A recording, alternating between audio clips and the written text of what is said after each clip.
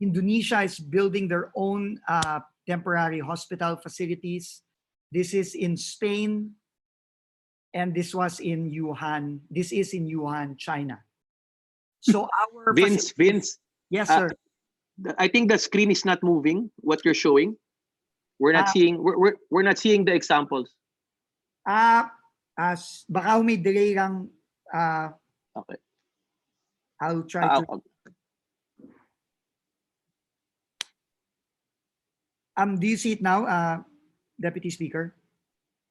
We see the frame. Ito ang ginagawa natin ngayon. Yes. So this one, the picture from China, you see this, Deputy Speaker? No.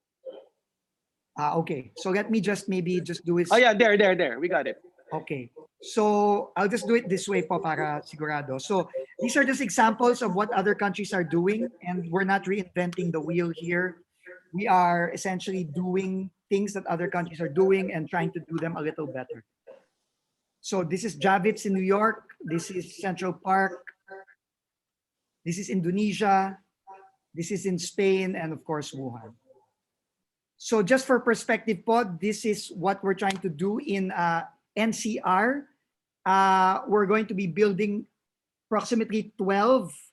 The plan is to build 12 of these mega facilities throughout NCR, and also to expand this further to Region 3. I apologize, the Philippine Arena is supposed to appear there because that is the biggest center that's already under construction today. DPWH started yesterday, and we think we can have the first beds in Philippine Arena online by tomorrow or Thursday. And also we are building facilities in Clark to serve Central Luzon and maybe even serve up to Northern Luzon. The first 4 facilities are already complete. These are the Ninoy Aquino Stadium in the Rizal Memorial Complex, as well as the Rizal Stadium. Combined bed capacity in Rizal Memorial will be roughly 220 beds. And these are the facilities that are already there, now completed in about 5 days. These are pictures of the hospital beds in the cubicles. PICC, these are pictures of actual booths already there. In fact, just today, the team from China, the experts and the doctors from China visited the PICC today, gave their inputs, but were also expressed they were very impressed with how the facilities were built and how the designs were done and how they were completed in less than a week. Just to explain po a little bit, no, you'll probably notice some differences in color, no, and the very pastel and very vibrant colors that were used. This is actually by design. Our architect Dan Lichauco, who is the architect of UPPGH, Medical City, and Asian Hospital, designed it in such a way that the colors are vibrant to make the stay of our patients more lively and more joyful despite their circumstances. But they are also color coded so that the nurses in, say, a purple station know that they are taking care of the patients in the purple area. And the nurses in the blue nurses station take care of the areas in the blue cubicles. So this is to provide an easier way for our frontliners to take care of our patients. The World Trade Center is also completed already, very similar to the Javits Center in New York. This is the biggest we have so far. It's 502 beds in World Trade Center. And both PICC and World Trade will be ready for operations by our AFP and PNP Medical Corps within the next 2 days, by Thursday. Ninoy Aquino is already operational, and as of today, there are already 21 patients from the city of Manila already in Ninoy Aquino. The other facilities include the Quezon Institute, the Philippine Sports Arena, which already started construction yesterday, Duty Free Philippines in Parañaque, the Philinvest tent in Alabang to service the South, Muntinlupa, and Las Piñas and Parañaque. This has already started as well, and this will be completed in the next few days. Amoranto Stadium in Quezon City, Quezon Memorial Circle, which will be a major tent facility, which will be similar to Central Park in New York. The strategic location of this is very important because it is right in the middle of the network of hospitals in Quezon City. Veterans Medical Center complex will also be, we will also be adding capacity via several outdoor tents. And of course, the mega quarantine facility in Philippine Arena, which began construction yesterday. The Clark Convention Center with 200 beds is already operational. This is a dry run conducted by our healthcare professionals in Clark, and they will already start accepting patients from Pampanga and Tarlac in the next few days. These are samples of the cubicles in the convention center. Of course, the Athletes Village has already been housing our repatriates. There have already been 3 batches totaling more than 1,000 of our repatriate seafarers beginning early February, mid-February, up until 2 weeks ago. Now they will be used by persons under investigation from Tarlac and Pampanga initially. This is 525 rooms. The 2 government buildings have been retrofitted into a COVID positive, mild and asymptomatic care facility, and it's already completed. It has about 1,000 beds. And this is a typical floor area that has already been completed and will be ready to accept patients in the next few days. Also from Pampanga and Tarlac, but can also service other provinces in Central Luzon as the case arises. These are just examples of those facilities. Now, it's important also to know that our patients will be cared for very well in these facilities. 24/7 care by our doctors and nurses will be provided. This is a combination of those from the LGUs, the provinces, as well as from the AFP and the PNP. The food will be provided for by the national government and the various GOCCs like DCD in Clark. We will be providing very generous meals to the patients and the staff. They're all air conditioned, but with the adequate ventilation and positive and negative pressure required to ensure the protection not only of the patients, but also equally important of the protection of the frontliners. And courtesy of PLDT, Smart, and Globe, there will be free Wi-Fi in all the quarantine facilities. You will notice po every cubicle has a electric plug so that our kababayans can plug their phones, their devices, so that they can enjoy the free Wi-Fi for them. Finally, Mr. Chairman, I just want to thank also, and it's important for our members of Congress and our committee members to know that this could not have been done without the assistance of the private sector. A lot of private sector companies have stepped up to the plate and contributed enormously to this endeavor. The Razon Group spent for the facilities in Rizal Memorial. EEI and Vista Land spent with the Department of Public Works and Highways the facilities in PICC.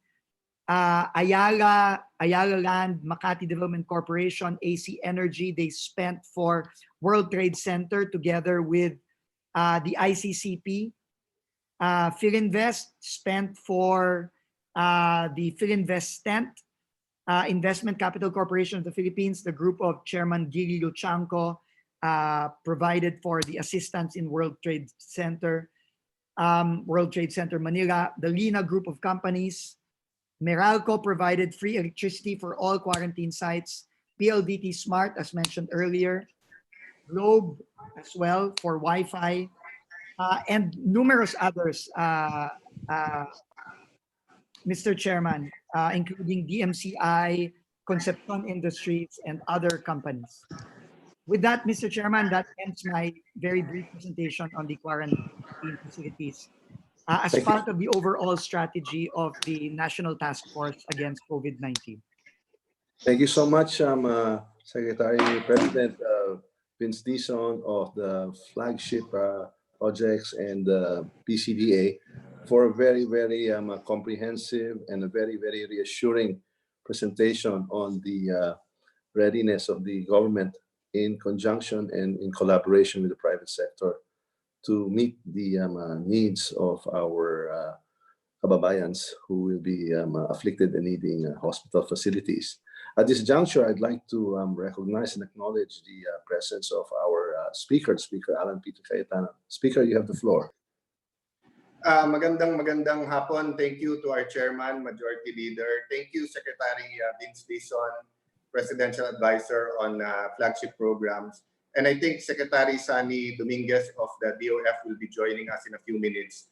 Pasensya na po kayo sa committee members and sa mga kababayan natin. I had a long Zoom teleconference with the cabinet members and they've been assuring us 24/7 talaga ang kayod to provide for everyone's need, but to keep everyone healthy. You know? So just as a way of intro to what we're doing today, you know, let me tell you a short story. There was these two church groups building a church. Yung isa very prayerful, so half of their workforce nasa covered court, nagpre-pray araw-araw.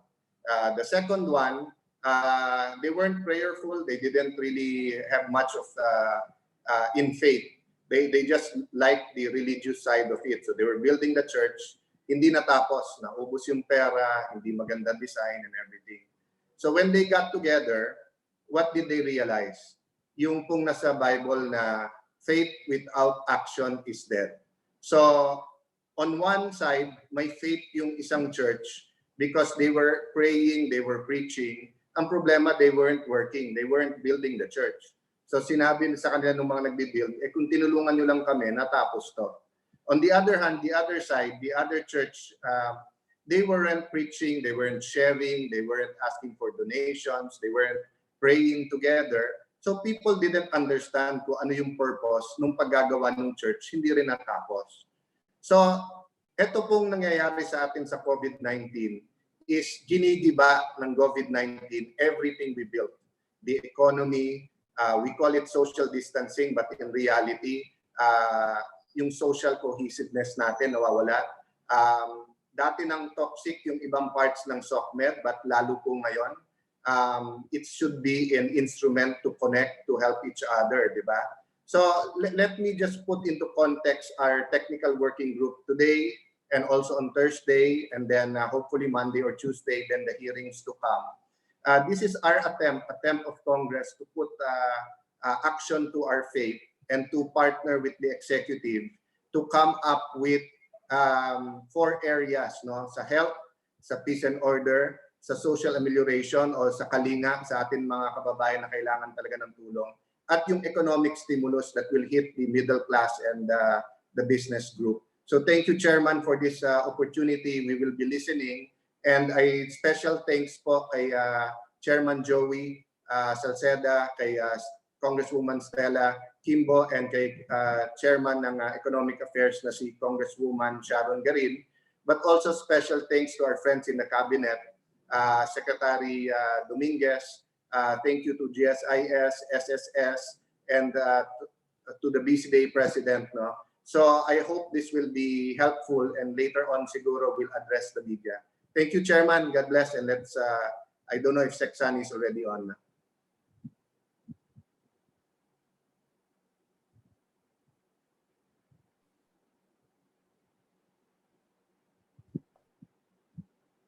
Radyo, nakamute po.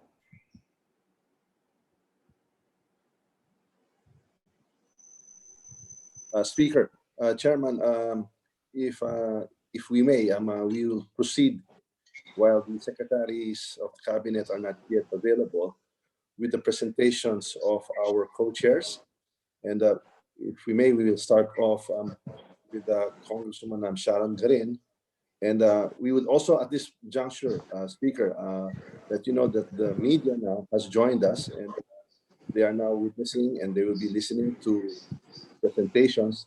And after all the presentations of all our resource persons and our co-chairs, the various committees, we shall open up for some questions and answers as moderated by our Secretary. So Congresswoman Sharon Garin is an accountant and a lawyer by profession, who likewise was conferred a master's degree in business administration by the ESADE in Barcelona, Spain. She was a former deputy speaker of the House of Representatives and is currently the chairperson of the Committee of Economic Affairs. She is the chairman emeritus of the party list coalition representing the Ambis OA party list group. Representative Garin will give an overview on the importance of formulating and implementing a sound economic stimulus program to ensure that the country is able to get back on its feet as soon as possible. Chair Sharon Garin, you have the floor. Thank you, Majority Leader. Good afternoon, Speaker. Good afternoon, Minority Leader. My fellow representatives and guests and the media, magandang hapon po sa inyong lahat. Ako po ay taga Iloilo po. I was born and raised in Iloilo. In fact, I have a small restaurant business in SM Iloilo City. When ECQ was about to be declared, I told my employees, umuwi kayo, stay at home, follow the quarantine, and I will pay. I promise I will pay the next 15 days kahit hindi kayo magtrabaho. Iloilo is now on its almost 30 days in ECQ. We continue to pay, but I continue to pay the salaries of the 25 employees despite having no sales at all. Negative po kami ngayon. The ECQ has been extended for another 15 days. And this is a dilemma because as a small business owner, I'm wondering, I now have to start paying my employees from my personal savings. I am not sure when the ECQ will end. I am not sure if our customers will come back to eat at our restaurant after ECQ. So I was thinking maybe I just have to close out the business and cut my losses early. But I still wonder, Mr. Speaker, what will